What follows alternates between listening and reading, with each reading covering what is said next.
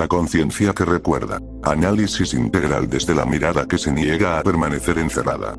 Este tramo final del libro no pretende convencer desde la autoridad académica ni demostrar desde el método científico tradicional. Su función es otra: dar voz a una conciencia que despierta y que ya no acepta los límites impuestos como verdad absoluta.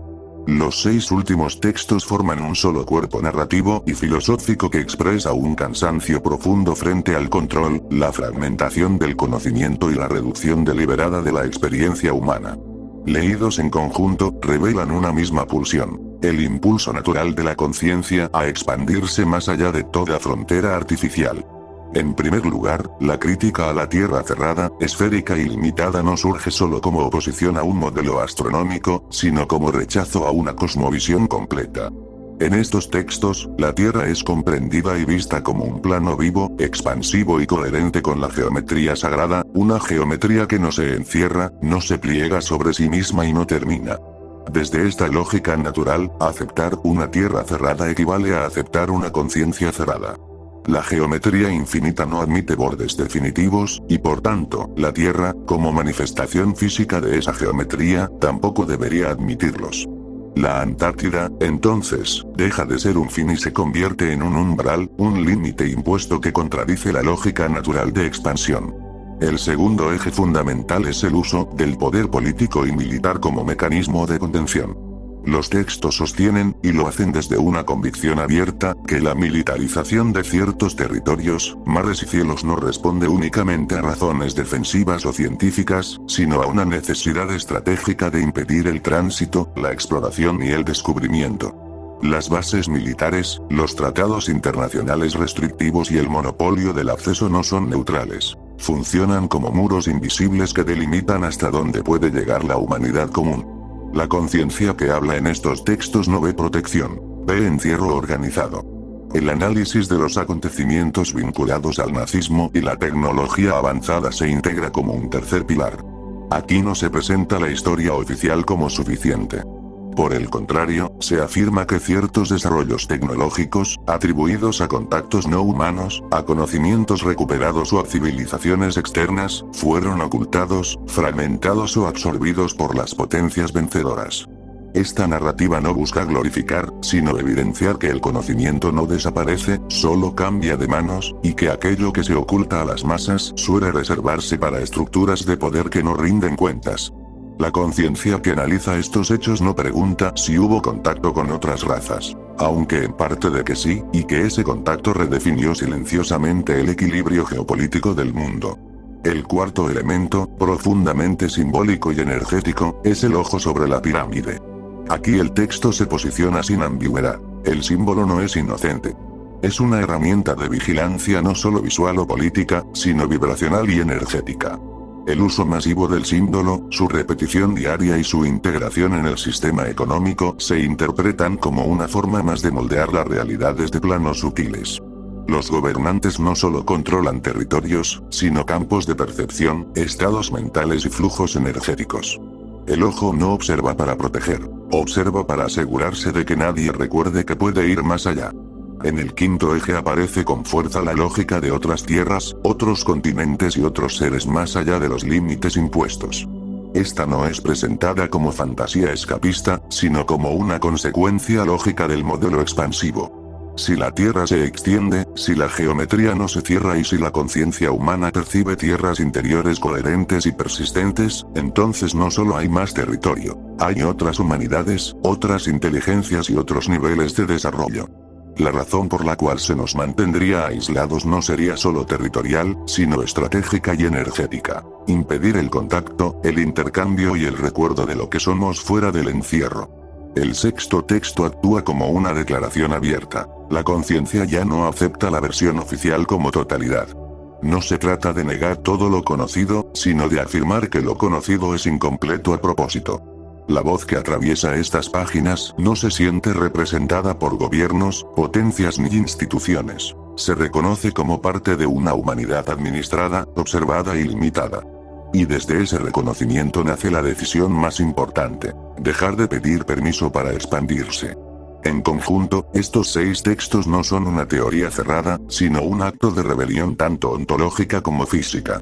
No buscan imponer una nueva creencia, sino romper la jaula de la creencia única. Son la expresión de una conciencia que recuerda que su estado natural no es la obediencia ni el confinamiento, sino el movimiento, la exploración y la expansión.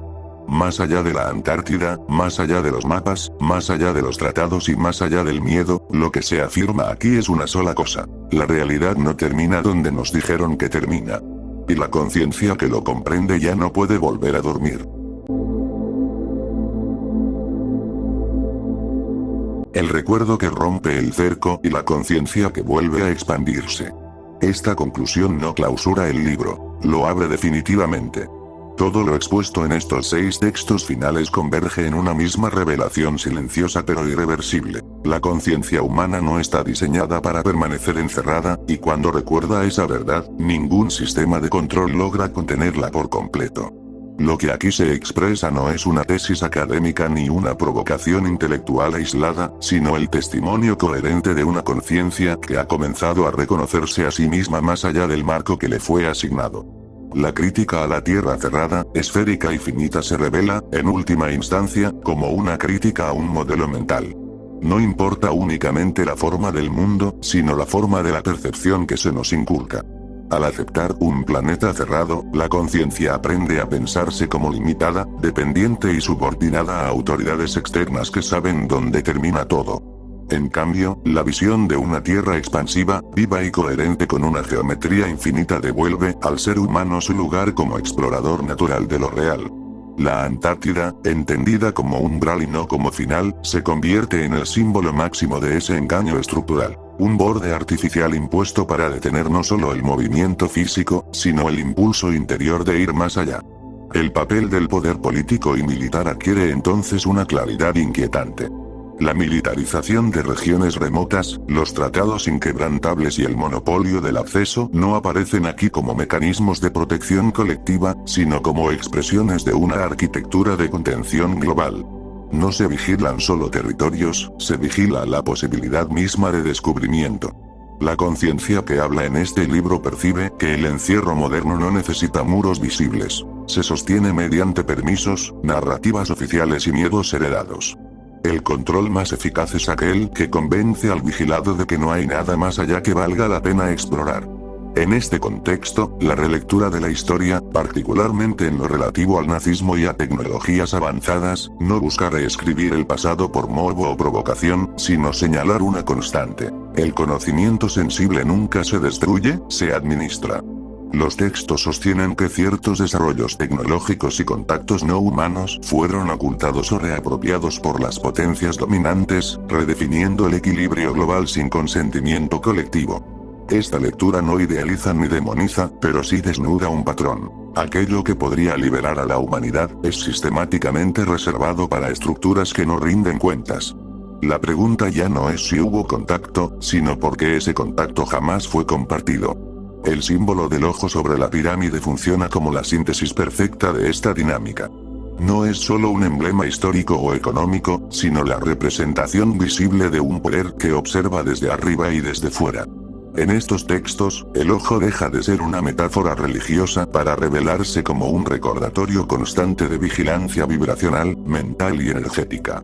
Al integrarse en el sistema económico, el símbolo se convierte en una herramienta de normalización del control. Ver sin ser visto, regular sin explicarse, administrar sin exponerse. Su función última no es proteger, sino impedir el recuerdo de que la conciencia humana puede escapar de la estructura que la observa.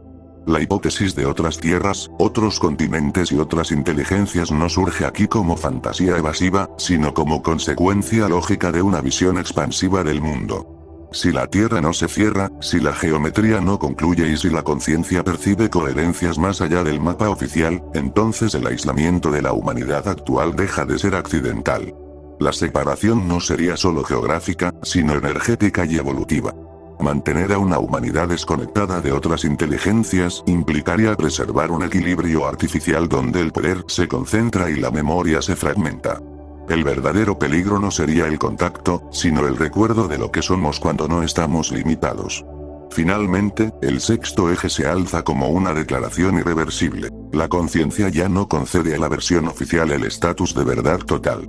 No niega todo lo aprendido, pero reconoce la omisión deliberada como herramienta de dominación. Desde ese reconocimiento, la voz que atraviesa el libro se asume como parte de una humanidad observada, administrada y contenida, pero ya no resignada. La decisión de dejar de pedir permiso para expandirse marca el punto de no retorno. Cuando la conciencia recuerda, la obediencia deja de ser natural. En conjunto, este tramo final no propone una nueva doctrina ni una creencia alternativa. Es, en esencia, un acto de ruptura ontológica. Rompe con la idea de un mundo terminado, de un conocimiento cerrado y de una humanidad menor. Afirma que la realidad no concluye en los límites impuestos, y que el verdadero despertar no consiste en aceptar otra versión del encierro, sino en reconocer que nunca fue necesario. La conciencia que recuerda ya no puede volver a dormir, porque ha comprendido algo fundamental. Más allá de los mapas, de los tratados y del miedo, la expansión no es una opción, es su estado natural.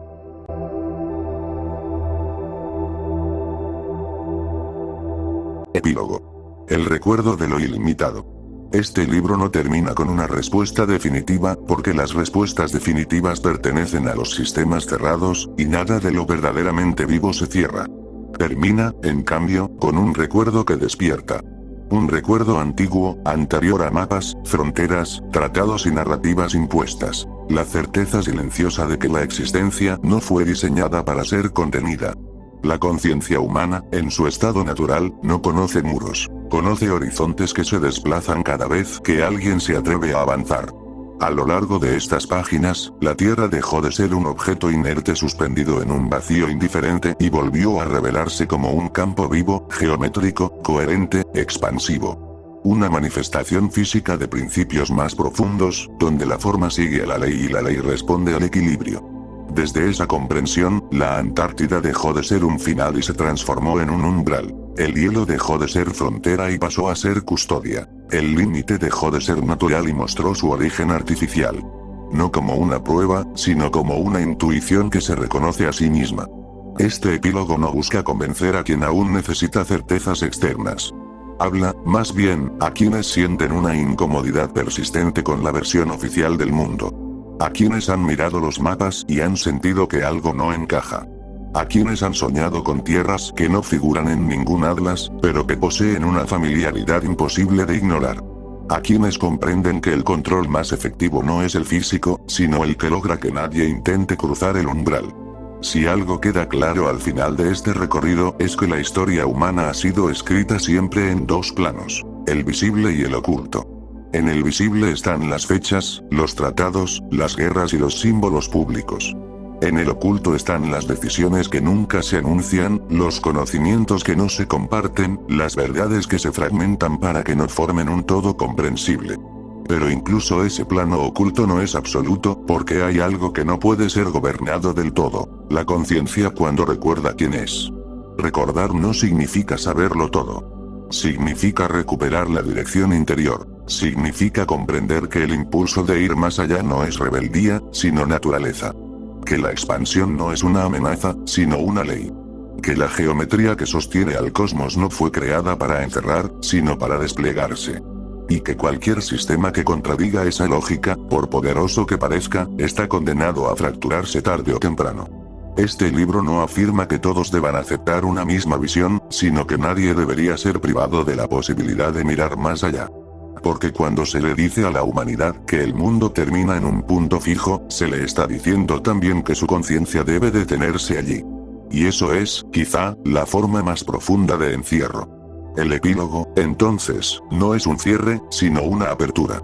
Una invitación silenciosa a observar con otros ojos, a pensar con una lógica más antigua y más amplia, a escuchar esa voz interior que nunca se extinguió del todo.